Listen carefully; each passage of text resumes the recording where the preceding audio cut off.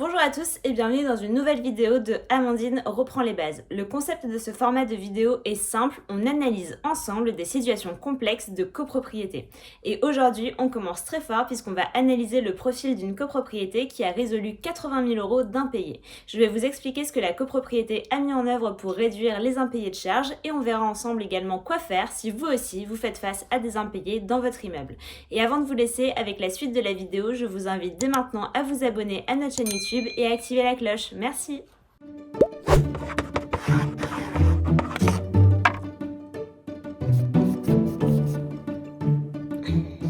Alors, on se retrouve aujourd'hui du coup pour analyser le profil de cette copropriété.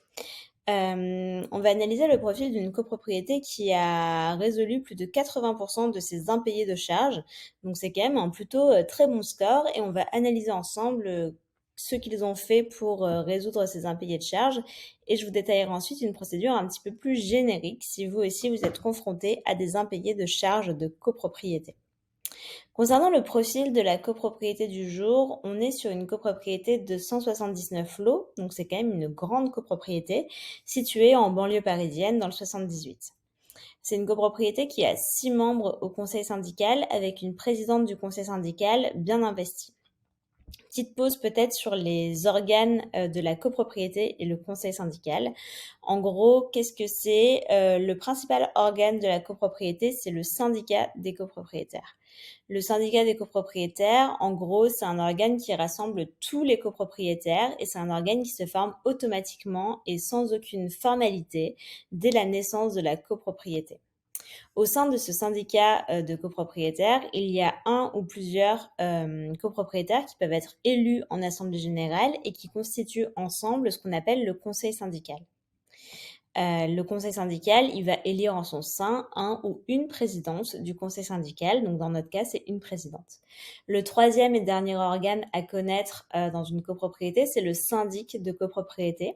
Le syndic, c'est celui qui va gérer la copropriété et il peut y avoir deux modèles qui existent. Le syndic professionnel, vous déléguez la gestion de votre copropriété à un tiers, donc à un cabinet qui va se charger de la gestion de votre immeuble en échange du paiement d'honoraires. Et le syndicat non professionnel, où là, du coup, c'est un ou plusieurs copropriétaires qui vont gérer ensemble la copropriété. Revenons maintenant à notre copropriété du jour. Donc, c'est une copropriété avec 6 membres au conseil syndical, ce qui est plutôt une bonne taille en comparaison de la taille de la copropriété, qui permet du coup de bien se répartir les tâches. C'est une copropriété qui était avant en syndic professionnel et qui est donc passée en syndic coopératif le 4 février 2020. C'est une copropriété qui est cliente de Matera depuis plus de 3 ans maintenant.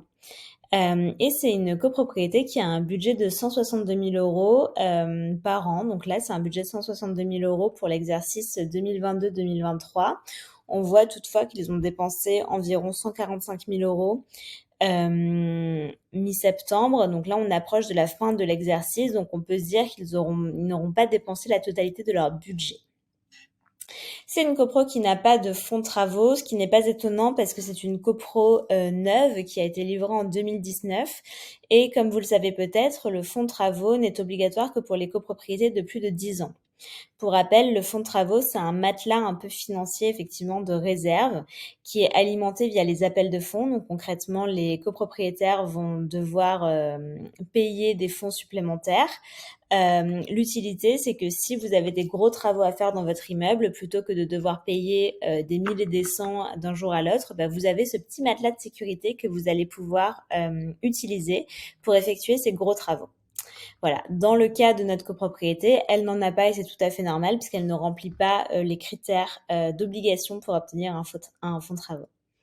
C'est donc une copropriété neuve et le litige initial des impayés provient du promoteur.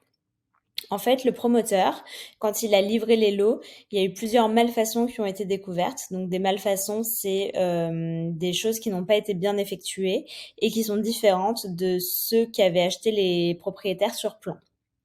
Et du coup, il y a eu aussi plein de factures que les copropriétaires n'ont pas payées avant la livraison des lots.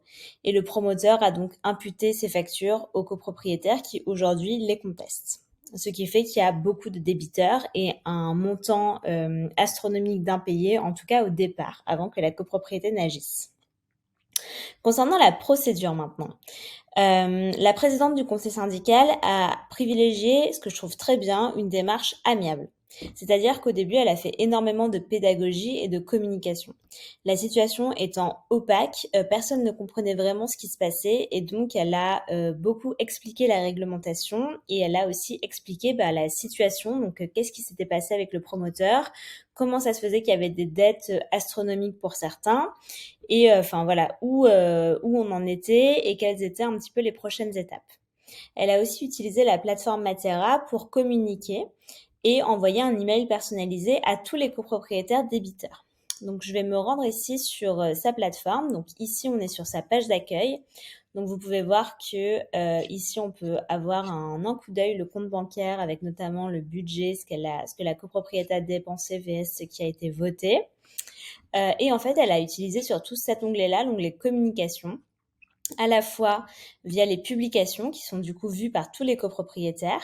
Également, la copropriété, enfin la présidente du conseil syndical a envoyé un email personnalisé à chaque débiteur pour les informer de leur situation irrégulière. Donc on voit que cette démarche amiable, elle a été fructueuse dans certains cas, dans d'autres c'est resté infructueux et donc la présidente du conseil syndical est passée à la vitesse supérieure. Elle a demandé à Matera qu'on la mette en relation avec un avocat partenaire.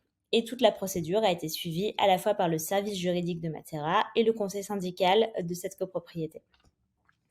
Aujourd'hui, on continue de faire un suivi continu des impayés avec cette copropriété. Il y a notamment plusieurs rendez-vous mensuels qui étaient programmés. Maintenant, on est passé à un rythme trimestriel parce que les impayés ont bien baissé avec la présidente du conseil syndical. Pour vous recontextualiser un petit peu les choses, il y avait plus de 50 débiteurs au total, ce qui est vraiment énorme. Ce qu'on a fait, c'est que avec la présidente du conseil syndical, et ce que je trouve qui est une bonne décision, la présidente du conseil syndical a décidé de distinguer les débiteurs de bonne foi et ceux de mauvaise foi, ou en tout cas les débiteurs de plus longue date. Pour les débiteurs de bonne foi, on a proposé un échéancier en les relançant. Donc, c'est-à-dire, on leur a proposé d'étaler les paiements en fonction de mensualités qui les arrangeaient. Pour ceux qui étaient de plus mauvaise foi, ou en tout cas qui étaient des débiteurs de plus longue date, la présidente du conseil syndical a procédé directement à une mise en demeure pour leur expliquer leurs obligations envers le syndicat des copropriétaires. En tout, 7 échéanciers de paiement ont été mis en place et ils ont été tous respectés. Donc c'est vraiment une décision qui a été fructueuse et qui a vraiment été très efficace. La présidente du conseil syndical a introduit une action en justice au nom du syndicat des copropriétaires. Pour ce faire, elle a mandaté un avocat partenaire de Matera et elle a réuni tous les documents nécessaires à la procédure. Si on fait un bilan à date, il reste aujourd'hui 10 débiteurs qui doivent moins de 1 000 € et 2 débiteurs qui doivent plus de 1 000 €. Donc de 50 débiteurs initiaux, on est passé à 12 débiteurs.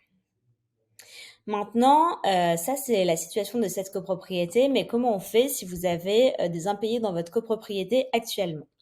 Déjà, qu'est-ce que c'est un impayé? Un impayé, on considère que c'est à partir d'un appel de fonds impayé. Qu'est-ce que c'est un appel de fonds rapidement? Un appel de fonds, c'est toutes les sommes qui vont être appelées par le syndic de copropriété pour subvenir aux dépenses de l'immeuble.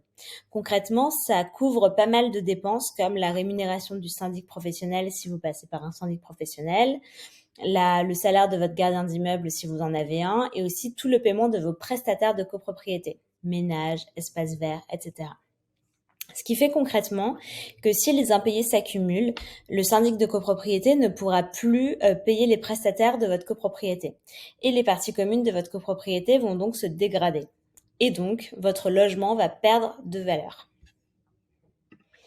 Comment éviter ça? Tout simplement en réagissant assez rapidement dès le premier impayé. Tout d'abord, ce que je vous conseille, c'est de privilégier la démarche amiable, donc exactement comme a fait la présidente du conseil syndical de cet immeuble.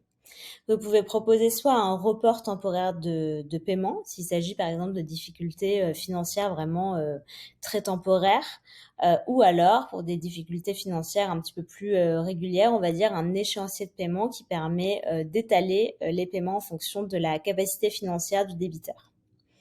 Si c'est infructueux, vous pouvez passer à la mise en demeure. Donc, c'est toujours le syndic de copropriété qui doit mettre en demeure au nom du syndicat des copropriétaires. Ce qui fait que si vous passez par un syndic professionnel, c'est à lui de le faire. Si vous êtes en syndic non professionnel, c'est au syndic bénévole ou au syndic coopératif de le mettre en place.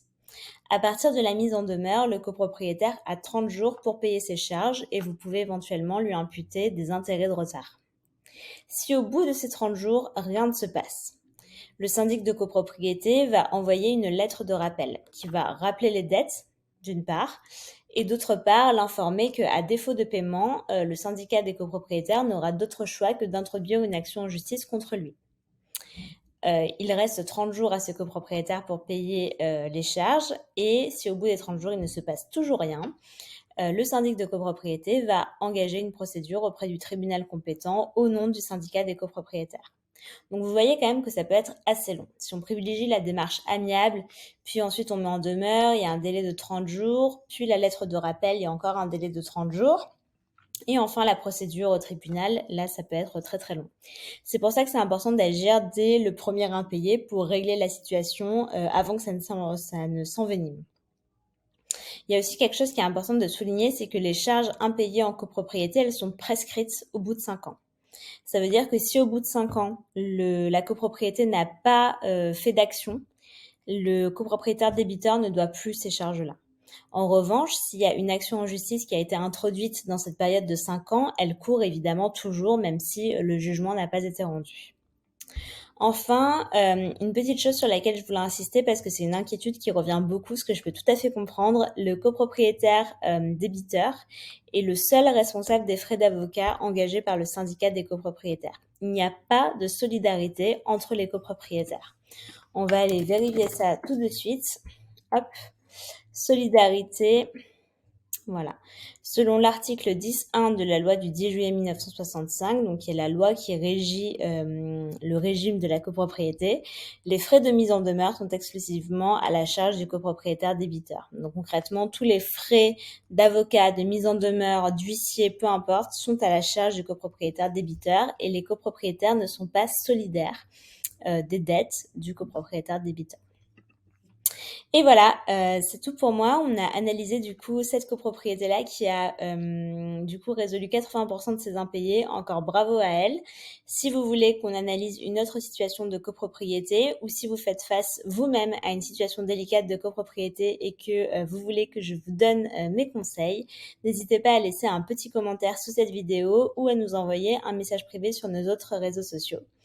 De notre côté, on va sortir 2 vidéos par mois environ sur des sujets de copropriété, mais aussi sur des sujets plus d'investissement locatif, ou même on va partir à la rencontre de nos copropriétés les plus insolites. Donc n'oubliez pas de vous abonner et d'activer la cloche pour ne rien rater. Merci beaucoup et à bientôt.